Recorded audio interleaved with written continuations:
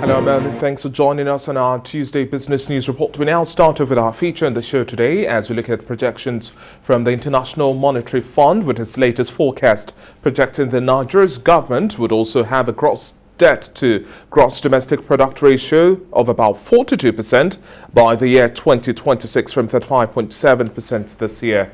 The IMF said this in its October 2021 fiscal monitor report published on its website and stated that Nigeria's gross debt to GDP ratio would further increase from this year's 35.7% to 36.9% come 2022, 37.7% in 2023, and 39.41% in 2024, while it would also hit a high of 40.6% in 2025. According to the report, the gross debt includes overdrafts from the Central Bank of Nigeria and liabilities of the Asset Management Corporation of Nigeria, AMCON. It also says that the general government revenue to GDP ratio would decrease from 7.2% this year to 6.5% in 2026, while the government expenditure to GDP ratio would also decrease from 13.3% this year to 12.6% come 2026. And joining me now virtually to discuss this and much more, I have public finance and policy analyst Olusegun Elemo. Good to have you on the breakfast show this morning. Thank you for having me.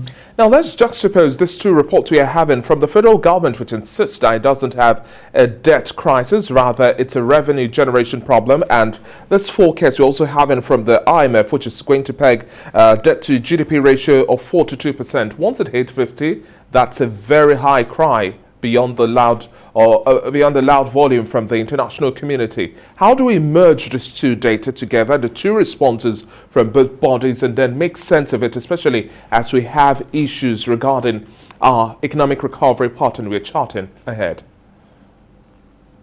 Yeah, thank you. I think it's not only revenue generation crisis that the federal government has, and not just the federal government, but the federation, including the subnational.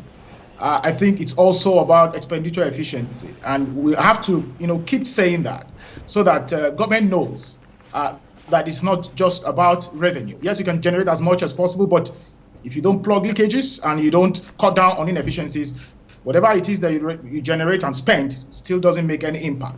Now, going to what the IMF, said about debt to GDP ratio.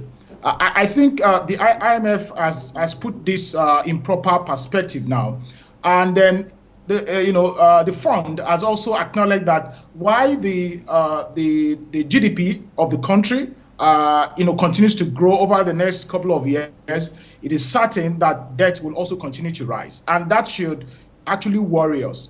Yes, the idea that our debt to GDP is about the lowest in the world and one of the lowest in emerging markets is acknowledged.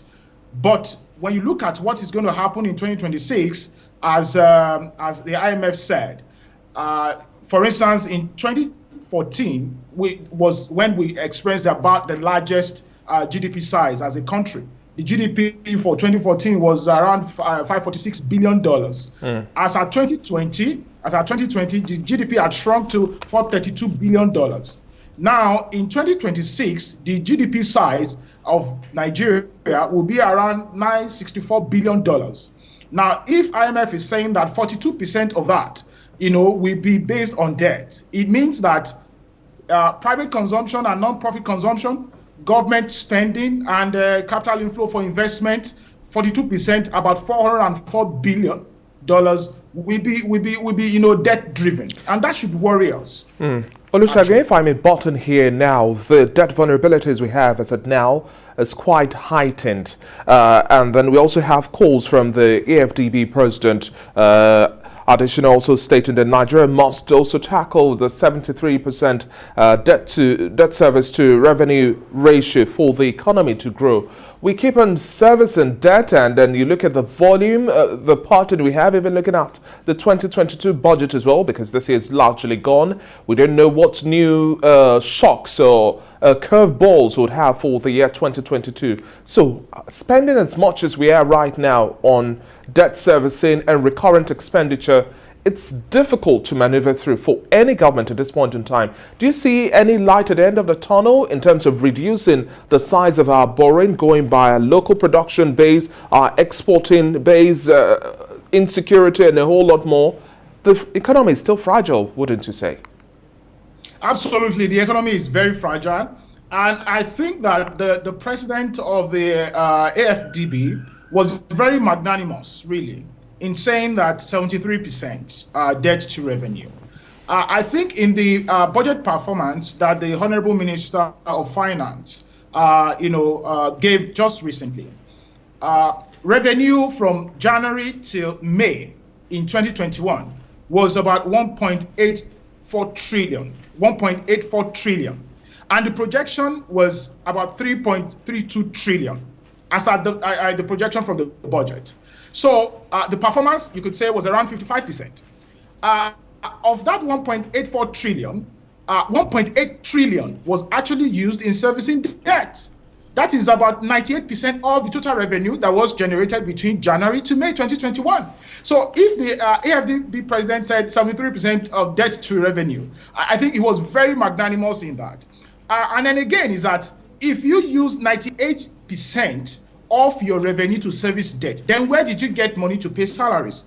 And I think that is the question. When people say that we are borrowing for consumption, and the government says that we are not borrowing for consumption, I think we need to get that straight. So in actual fact, we are borrowing for consumption. And again, you mentioned something around the 2022 budget. I've said that, I mean, it's sad to say, but the budget, based on those parameters that the president gave, it's not implementable. And I'll give you reasons. Look at total revenue that the government says it will generate, 10.13 trillion in 2022. And even if you say that the government give it 70%. Like I said, 55% was performed in between January to May. So let's even assume that the government performs 70% in terms of revenue. It means that government will generate 7 trillion. Okay. Debt service in that budget is 3.61 trillion. Now, when you remove that, you have what is left is 3.5 trillion.